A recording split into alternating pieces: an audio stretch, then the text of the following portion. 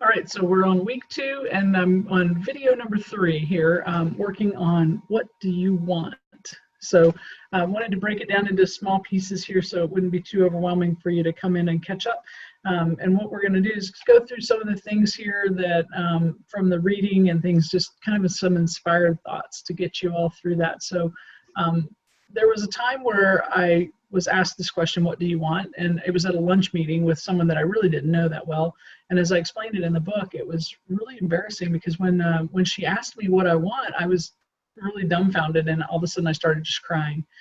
I don't normally do that. I'm not an emotional person, don't share my emotions easily or freely in the past, but it's just energy bubbling up. It's just energy that needed to be moving. And so what I realized as I broke this down, I had been more reactive. I hadn't been proactive in my life at that point. I had come to a point where I knew I needed to change careers, and I was looking for what could be next, but it was really hard for me to put my finger on exactly what it was that was going to be the next career. You know, I'd gone through school and I'd gotten training, and I'd gone out in the world and did marketing and branding, started my own marketing and branding company, been doing that for years, and it come to the point of like tired and burned out.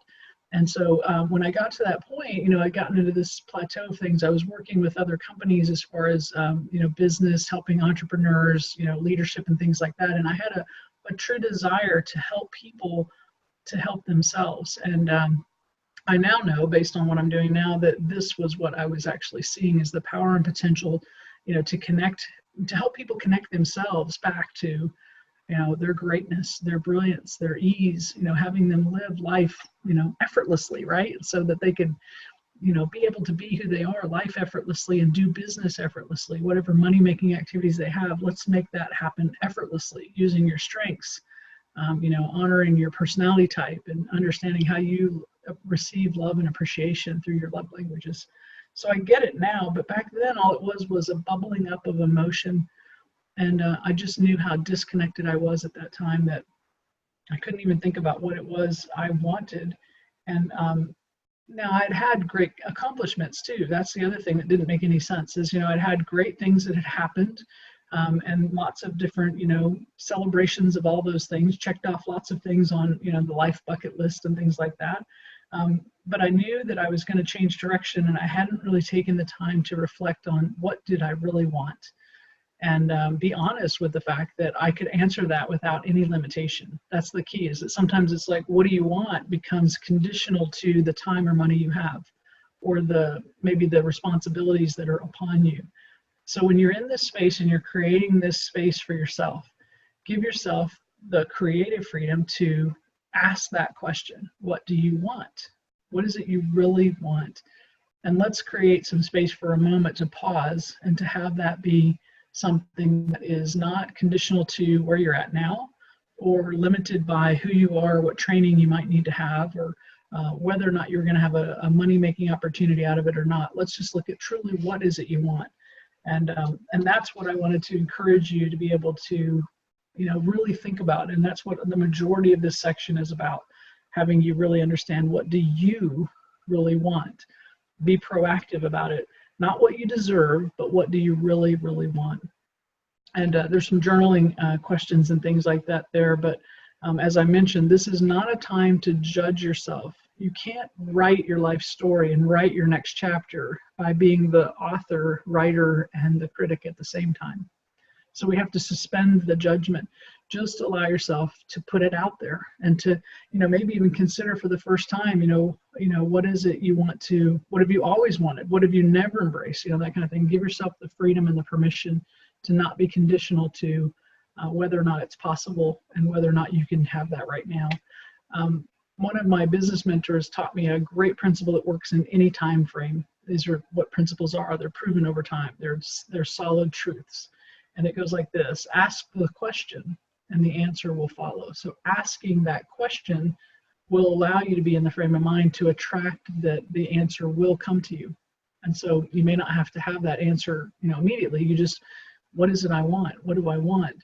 What do I want? And be really putting that out there in a heartfelt sense of like a prayer or an inspiration that's waiting to be able to have God and your ability to understand who you've been created to be able to create that for you and to be able to have it come back to you. So So just checking in with that next section of how you're doing, really how you're doing now.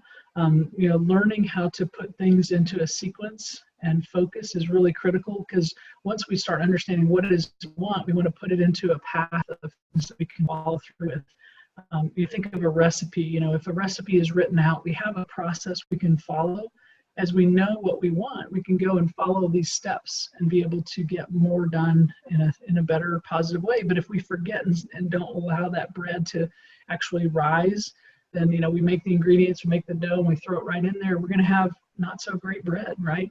There's a process and a system for things. So remember the importance of getting things in a sequence that's going to create the result. Many times we have a sequence we can go ahead and plug into. If you've got a franchise business, or you've got a business that follows some pattern that's already there, direct sales, network marketing, you just plug yourself into it. It's going to be far better knowing what you want, you know, how you're doing and what you want before you plug yourself into that, or while you're plugging yourself into that, because you're going to create better effect using that process by knowing how you are, knowing your crabs, and being able to know what it is you want and being able to go for that on that process, right? So we're going to get a lot more done faster by doing a couple of those activities like we've done in the book here. Now we're ready to be able to look at it like, if I know what I want, then I can go and do the process that's in front of me in a far better way with better results.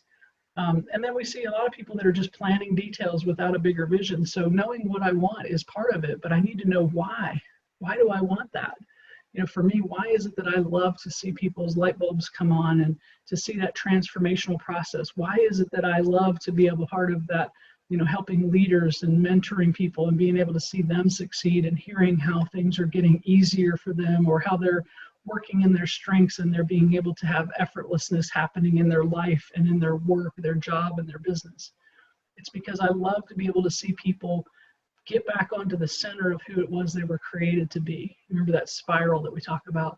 You know, it's like they've lost themselves, and now we're getting them back into that 0 point there, that place where their unique thumbprint was created, who they've always been, priceless and brilliant. I just love seeing that happen. So having that happen more and more and more just fuels me up. It's because I'm an influencer, and because my personality type loves to campaign and champion you to be the best you, and to be able to live that way to where it's sustained, you know, because if your income feeds that kind of activity, then you can do that forever. And we can reach a lot of people to be able to bring humanity up to a higher level of well-being, right? So that's what that why would be. It's a bigger vision than just anything that I can do by myself. And that knowing that helps me to be able to continue to keep what it is that I want out there in front of me, and I won't stop at small struggles or stumbling blocks, because the why is too big.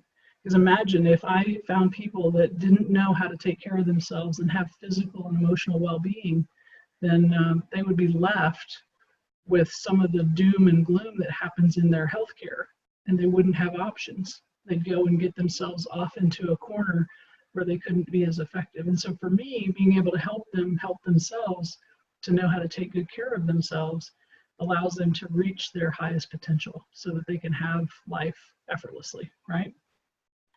Change is hard. It's hard for people to change, right? That's pretty normal. You know, it's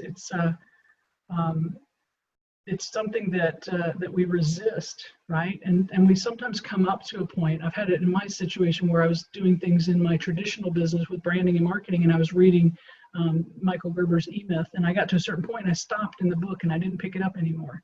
And I came back to it months later, and I realized, you know, that was exactly where my business was stuck. And it was funny because the book was just basically about to give me the clue, and then I set it down and I went and lived the struggle. And I came back and read the book, and I was like, gosh, I could have avoided that struggle if I had just read that book, the finishing part of it. But you know, we are where we are, and we're up against what we're ready for. So it's pretty interesting when you realize everything is telling you the same, you know, picture. So if you could, in the journaling part here, I just wanted you to kind of think for a moment, like imagine this. Imagine what could be possible if you treated yourself with care and tenderness. Many people I meet admit that they're not their own best friends.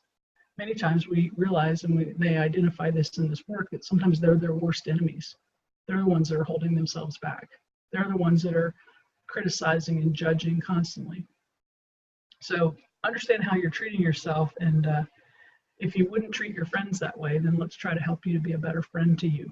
That's going to help to open up all kinds of doors for your potential. So that's kind of just a vision that I have for, imagine rippling that out to have people be okay with where they're at and helping others to find that same freedom, rather than us being critical and judgmental and then us condemning others because of that same thing, right? So then next is to think about, like, what are you ready to believe at this point, right? So we've got kind of how you are, we've got what do you want, what are you ready to believe right now? And this is the first kind of step in really, putting effort to this. It's about that pursuit of life outside of your bucket, your normal, your boundaries, where you've decided to limit yourself at this particular point, right?